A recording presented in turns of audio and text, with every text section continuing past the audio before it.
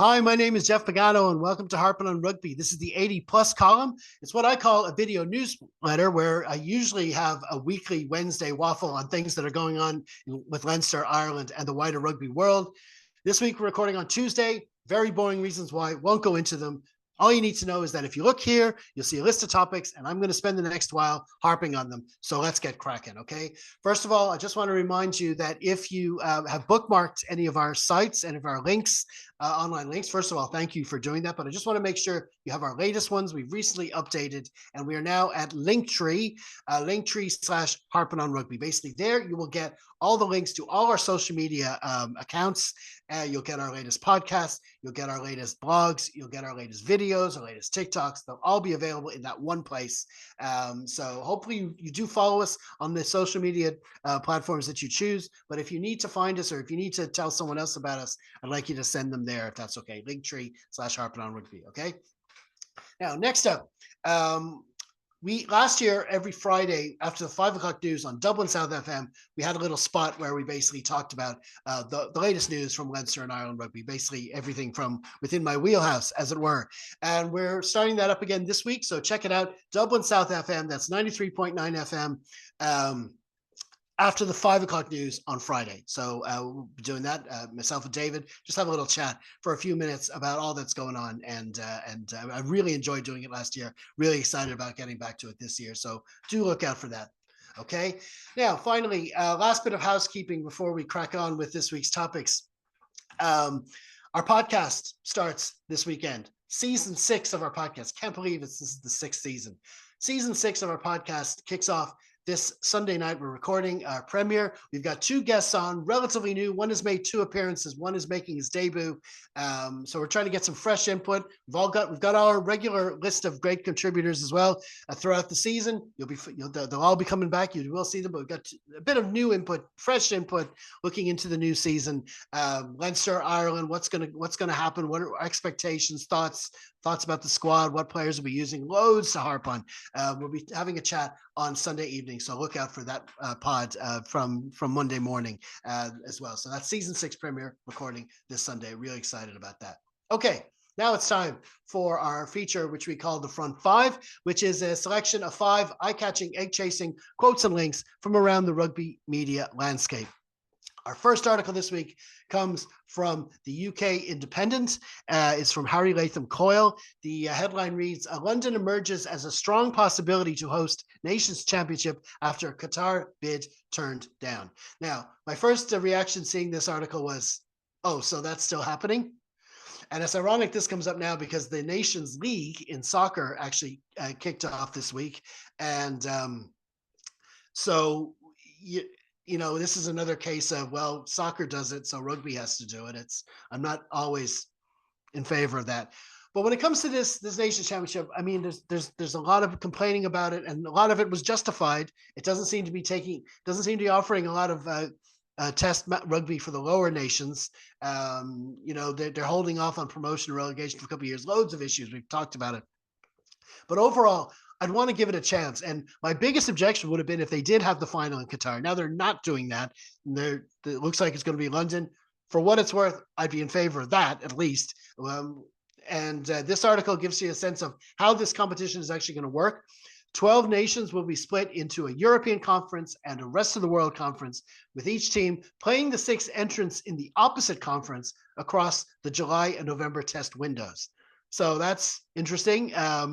What does that mean? 6 matches each and a final between the top team in each group. I don't know. I'm not sure how that's going to work. I'm not sure if it's going to, but listen, we'll have to give it a shot. These competitions are going to take place in the years in between the Lions Tours and the World Cups. So it's a bit clunky, but we'll have to see how it actually pans out. So that's an update on that. It's still happening. Okay. Our second article this week is from The Guardian, as from Jared Marr, and the headline reads, RFU to axe 42 staff weeks after selling Twickenham naming rights for £100 million. Now, that says it all. I don't think you need to add any more to that. It's just not a good look, and there's a lot going on in the RFU. There Felix Jones quitting a couple of weeks ago. There's seems to be unrest. It's not like the national team isn't doing great. They are improving.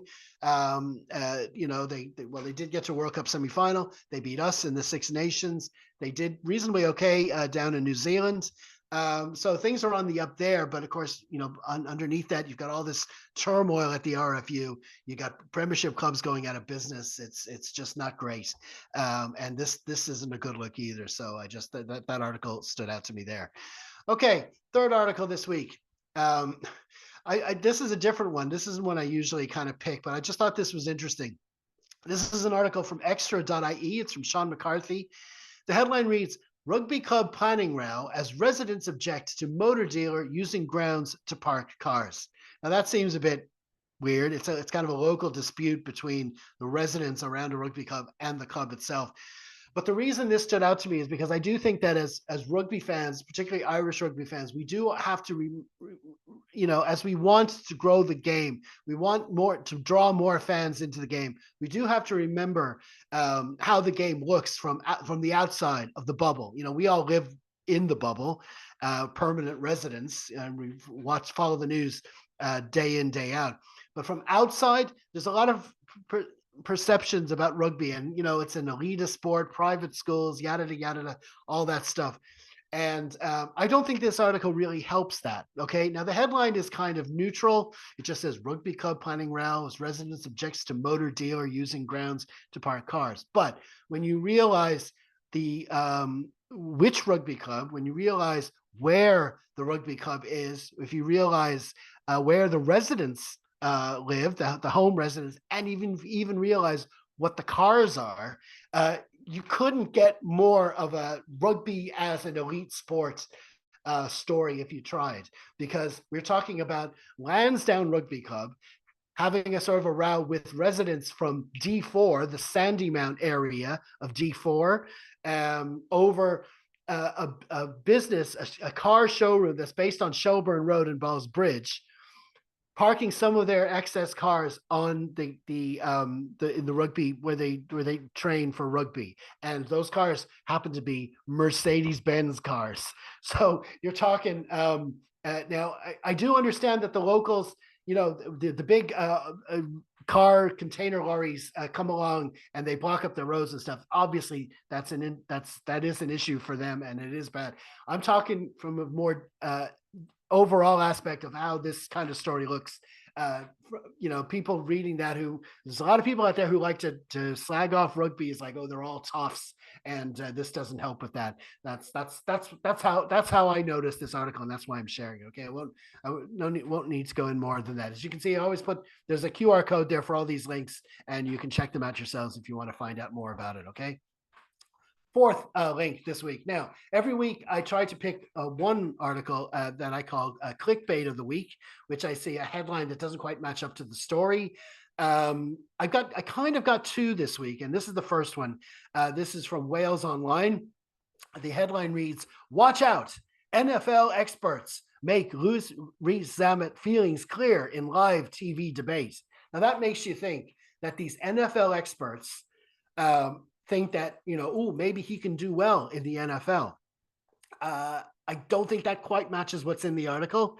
Now, as we've spoken about this before on these videos, Rhys Zammit, of course, he took a break from rugby. He went over to try his hand. He went to the Kansas City Chiefs, went to their combines, went to their preseason training, didn't make their squad, didn't make their practice squad, so he got cut, but he was picked up by the Jacksonville Jaguars, so fair play to him. He's in their practice squad, so in other words, he won't actually feature in the squad on the Sundays in the NFL just yet, but he's there, he's training with them, he's helping them prepare for their games, so best of luck to him. This makes you think that they say NFL experts. These are NFL experts on Sky, so who are going to be more interested in him. Okay, just to be clear, and to be fair, they do say, when you do read the article, they say it is very difficult to make an NFL roster, and it is difficult to be on the practice squad. There's only so many spots. So they are being realistic in the article, but the headline is giving you that little bit of hope if you think he's going to make it. And the ironic thing about him is that when we're starting to think about our Lions selections for the tour next year, and to be honest, you're kind of struggling to think of what Welsh players you would put in a 15. If you picked a 15-man Lion squad and you wanted to make sure there was at least one player from each of the four nations in that starting lineup, the one player that I think might make it isn't even playing rugby now. So that's another thing that drew me to this article. So I just wanted to say that. But listen, I do wish him all the best. I do hope he comes back. I think I've heard talk that he would come back for the World Cup unless he actually does make it big over there. So we'll be following that story as we go along. So that's Louis Rizamet over in the NFL. Okay, our fifth and final front five article this week is this is our clickbait of the week. It's just a bit of a laugh, but we always go to this this website for our clickbaits. It's ruck.co.uk. The headline reads: Arnold Schwarzenegger's rugby playing son looks identical to his dad. I mean, look, find the article yourself and read it. It doesn't. The word rugby appears once in the article, as if he's played rugby. Maybe he's done a photo shoot with a rugby ball. I don't know, but it doesn't elaborate. You think if it's a rugby-based website, it would elaborate more on the rugby playing aspect of this guy. But anyway, listen, check it out yourself. Again, ruck.co.uk is our clickbait of the week, and that finishes our front five. Okay, now we move on, and throughout the season, this is where we'll have our Leinster squad update. Hopefully, by the time I record this, Leinster will have produced their injury report from the previous weekend. We'll have a good idea who's available, who isn't, and we might work out what team they're going to put out for the following weekend. Obviously, they're not doing that just yet, but we do have some rugby to harp on. Leinster played the Northampton Saints on Saturday at about, I think it was 2:00 kickoff on Saturday. And luckily it was streamed live on Facebook and YouTube. I tried to get that information out. I only found it out on the Saturday morning, got that out as much as I could, and was able to watch the game. It was a great game to watch. Leinster ended up winning 54-26, much better performance than the previous weekend. Very interesting lineup. We started with Charlie Tector at 12, and we were wondering what we're going to do. We've got all these out halves to keep happy, and we got the likes of Kieran Frawley doing well for Ireland. So how does he going to fit in, and who's going to play, who's going to wear that 10 jersey for Ireland, and what's going to happen to those who don't play with the 10 jersey? And we saw it a bit in this game. Charlie Tector started at 12, and Harry Byrne came on for him, and he played at 12 as well. So that could be the way we're going to go. I mean, you think of the Leinster 12 position. If you have a second out half playing at 12, you can play one way, sort of a second 5/8, as they say. But then when you think of when we come to the big matches in the Champions Cup, when you've got the likes of Robbie Henshaw and Jordy Barrett, it's a totally different style to play then. So it's fascinating to see the contrast and what we've got planned. And so there's some interesting formations to come ahead for Leinster. But anyway, going back to this game, Northampton took an early lead. Savala, I think it was, their out half went over for a try after 3 minutes, but we came straight back. Death taxes Scott Penny try off the back of a line-out maul, made it 7-all. 7-5. And missed the conversion, but there was tries from Gus McCarthy, who I thought was very impressive as hooker for Leinster starting out. He did well. Liam Turner got a try. There was others on the scoreboard. We just kept getting try after try. There was a good first half from Tommy O'Brien. It's great to see him back playing. We just want him to get a run of matches. He kicked, there was a loose ball. He kicked it ahead deep into the Northampton 22, chased it down, jackled the retriever, and ended up the ball broke free. Liam Turner just picked it up, went over the line. Some great scores there. Halftime, it was 26-7 to Leinster. There was a penalty try in there as well. We were well on top in the scrums as well. So we had the bonus point wrapped up by halftime at the home of the English champions. Then the second half, we just kept extending our lead. Jack Conan, Alan Spicer, new recruit up from the under-20s. He got on the score sheet as well. Michael Milne, good to see him doing well. Very impressive second half from Henry McErleen. He came off and played at fullback. He was very involved. He wanted the ball. He was very enthusiastic, and it looks like this could be a good season for him if he continues going on like that. And then, like I say, Harry Byrne came on, started playing at 12, and then Sam Prendergast replaced Ross Byrne. Ross Byrne had been playing at 10 up to that point. Sam Prendergast came on, and he was looking to make things happen. There was one stage where he did a chip over the top, and there was a penalty advantage, But then a minute later, he did another chip over the top. There was no penalty advantage, but he knew that he was. But this time, it's like he knew he was going to get it back himself, and he scored a try that time. Amazing try. That was the best. That was the last. We saved the best for last. Try just towards the end, and that brought up the 50 burger and made it 54-26 to Leinster. So that was an impressive win for outing for the boys. And of course, we'll all see what kind of squad they're going to come up with next week for the URC opener in Edinburgh. So that's a lot of stuff to look forward there. Okay, so that's our Leinster squad update for this week. Okay, next up, this is some news that came in just before I started recording. The Irish women have a match against the Walla roos this coming Saturday. It's at 12 o'clock, and we found out it's going to be televised. TG Cahir are going to be televising that, so keep an eye out for that. 12 o'clock, Walla roos playing Irish women. It's 150. It's part of the 150th anniversary celebrations. IRFU launched in New Jersey during the week. Didn't get a great reception from fans. I haven't had a really good look at it. I don't believe in seeing pictures anyway. I'd rather see it up close, but we'll talk about that another time. But do check out that game this weekend, okay? And speaking of TV coverage, I want to mention there's a feature we've had every year for the past, at least decades on Harping on Rugby, where on Thursdays we produce a list of upcoming matches on TV. Just letting you know, we're not doing that anymore. We're shifting the work around the week into other areas, and we're going to step away from that. So the Rugby on TV feature will be no more this season. And so if you want to keep up on that, though, there is a great source for that. On Twitter, there's a guy called, it's an account called @RugbyBroadcast. Okay, if you haven't subscribed to that, do follow them. They give an update on. Not only do they produce an update of what matches are live on Irish TV and UK TV. If you're Irish, following Irish rugby, you're living in the UK. They give an update on what you can see on TV over there as well. So that's good. And but they also keep up on who's got the rights to what competitions. He goes into the kind of detail that I wanted to do, but I just didn't have time because I'm doing all the other stuff. So do follow @RugbyBroadcast to replace our TV coverage. Okay. So that's that. We usually have a feature called Troll Patrol where we pick out someone who's been trolling rugby fans online. We're going to skip that this week because we want to move along. We're going to go straight into our competition updates where we usually follow the URC and the Champions Cup because it's Leinster and Ireland, Six Nations, all those, but there's a load of other big competitions as well. This is where we give you just a summary update on those competitions, like the top line, the last set of results, the latest standings, and the next set of fixtures. You'll see a little graphic on the screen there for that. We're going to start with a competition that hasn't started quite yet. It's the Premiership, the Gallagher Premiership. That kicks off the same weekend as the URC, so it's another week to go until that. Just wanted to bring it up because I found out something about that competition this week that I didn't realize. They're actually bringing back promotion and relegation. It's been fully ring-fenced for the past few seasons. Understandable, I suppose, with clubs going out of business and all that stuff. And, they don't want to just let teams up for the sake of it that may not be ready for the Premiership, so they've gone with 10.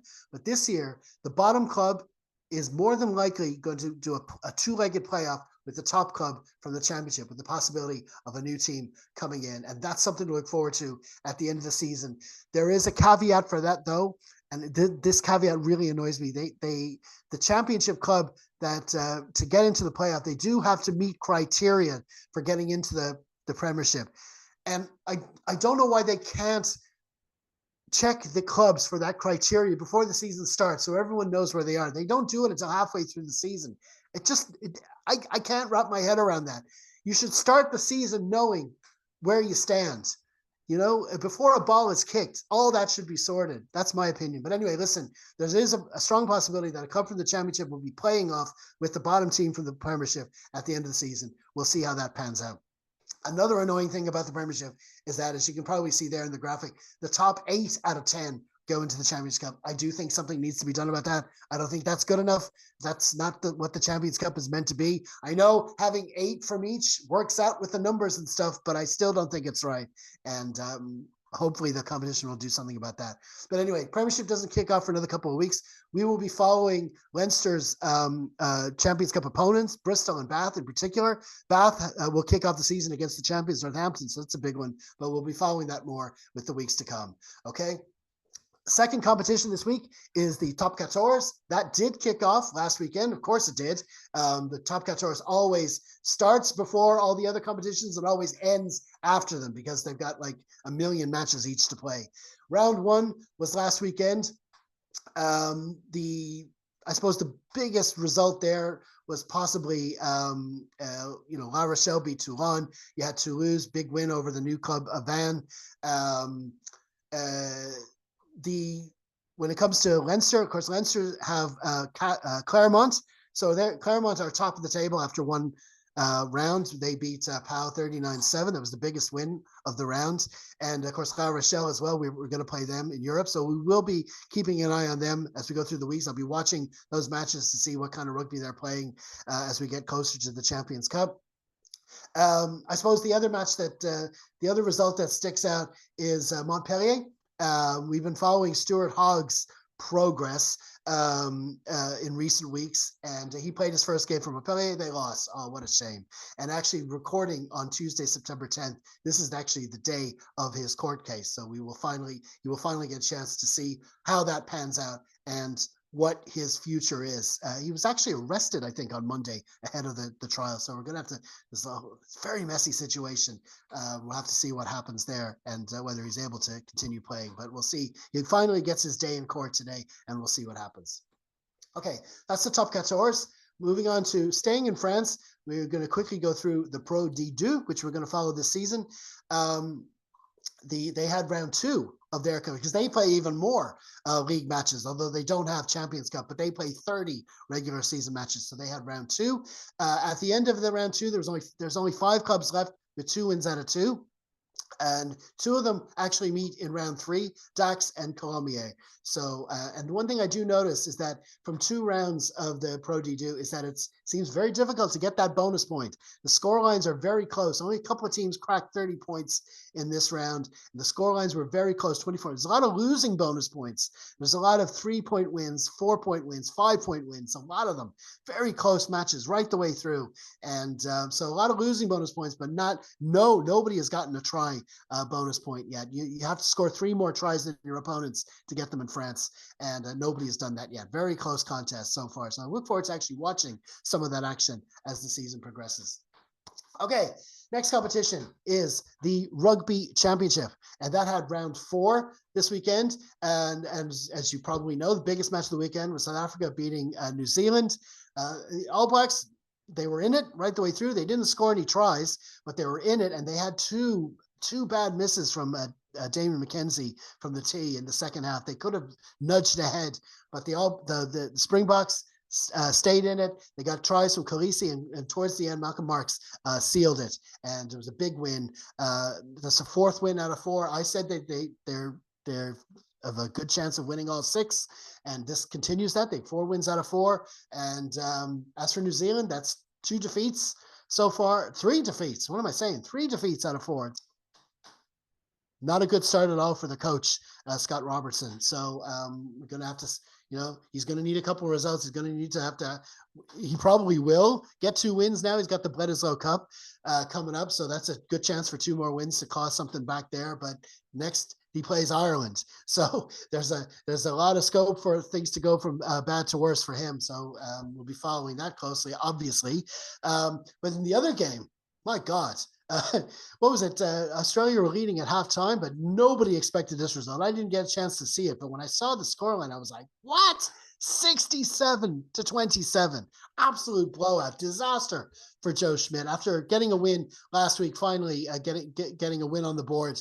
For this turnaround within a week, things are not good. It looks like the players are it's not happening for him so far. And with 2 matches against the All Blacks to come, it doesn't look like it's going to get any better. So he's really got his work cut out there. But that's round 4 of the Rugby Championship. The next round, they take a week off, of course, because long distances to travel. We got the Bledisloe Cup coming up, Australia against New Zealand, and then Argentina, South Africa. That's an interesting one. South Africa, I said they could win all 6. This could be, Argentina blown hot and cold, very hot and very cold. But this is one where they could maybe cause an upset. So that'll be an interesting one. We'll be keeping an eye on that on September 21. But like I say, they take this weekend off. Okay, Rugby Europe Super Cup next. I meant to cover it last week. I didn't get around to it, as it turned out. They had their first game this weekend. They have a new format this season. There's two groups, Group A, Group B. Group A is the actual championship. There's only 3 clubs in that. Whoever wins that wins the Super Cup this season. And it's Lusitanos, Castilla y León from Valladolid in Spain, and of course Black Lion, the champions from Georgia. So the Iberian teams, the Lusitanos from Portugal, Castilla y León played this weekend. Lusitanos won 36-18. All the other teams come into it this for round 2. This is in the second section. You've got Delta from Holland, you got Brussels, you've got the Bohemian Warriors from the Czech Republic, and the Romanian Wolves. They'll be in section B. And then Castilla y León host Black Lion. Black Lion get a chance to defend their title. The reason they had to make all these changes is because the Tel Aviv Heat had to withdraw. The official statement in the competition read, Tel Aviv Heat had to withdraw due to various logistical elements. I thought that was a brilliant way of saying it without saying it, because sport, politics, you don't want to go into all that. And we all know what the reasons are, and we don't have to go into them. So that's the Rugby Europe Super Cup, and we'll be following that. All their matches are live on Rugby Europe website, so do follow that if you can. Okay, next up, it's back to the Currie Cup. Now, they've a shortened tournament now because of the club's involvement in the URC. There's only 10 weeks, so it was the final round of games this weekend. And the biggest one was the Pumas against the Cheetahs. The 3 semifinal spots were already agreed to. This was effectively a quarterfinal. This was the Pumas against the Cheetahs. I watched that game. It was an interesting match. Pumas took an early lead, but while the Cheetahs butchered a few chances, they were always in control. And 4 unanswered tries in the final half an hour saw them home comfortably, 41-14. So they're the reigning champions. They're through to the semifinals, but it's the Lions who topped the group. So the Lions will host the Cheetahs in one semifinal, and the other one will be the Bulls against the Sharks. So as you can see, the URC playing a lot of, they do tend to be at the top of the table. Western Province, who are the Stormers franchise, they didn't have such a good campaign. But as you can see, Lions v Cheetahs and Bulls v Sharks in semifinals this Saturday, and they'll be on Sky Sports. So do check them out. Okay, that's all the other rugby competitions. I just want to quickly mention the Harpen Prediction League, which is our Super Brew competition amongst our contributors. We do have a bit of a crack with it every year, a bit of banter, predicting. It's just the URC regular season matches. So this is our 4th year of running it. Christian Ross is the reigning champion. I won it the previous year. Keno Muller won it the year after that. The main thing about this competition is not who finishes top, it's who finishes last. It's if you finish bottom of the competition, you have to wear what we call the forfeit jersey. I wore it the first year, and Kigo's had it the last 2 years. So that's that. And we've a new knockout competition as well coming up this season. So there's I'll keep you in touch with that week in, week out in this section of the 80 plus column. Okay. And one last thing, we've got 2 new players coming into it. We've got David Cordial, who's joining the league, and also Rich Mifsud, one of our regular contributors from Gibraltar. And I just want to wish him happy Gibraltar Day, Rich. Today, September 10th, is Gibraltar Day. He's a big Leinster and Ireland fan, but he lives in Gibraltar. So happy Gibraltar Day to you, Rich. Okay. All right, so we usually have a squirrel clip now where I distract you with a piece of rugby action while I go see what else is if there's been any updates while I've been recording. But I'm going to leave that this week because I just want to crack on. We're going to leave it there. Like I said, we're starting to get into full swing here at Harpen Manor. We have our Dublin South gig this Friday. Then on Sunday, we'll be recording, like I said, our Season 6 Premier Pod to look ahead to the new season. Then we start looking forward to some actual competitive rugby, but I'll talk about that on next week's 80 Plus column. So in the meantime, don't forget our new links, and I hope you'll keep tabs on all our social media feeds. And wherever you are in the world, be sure to enjoy your rugby. Stay safe, everyone. Slán.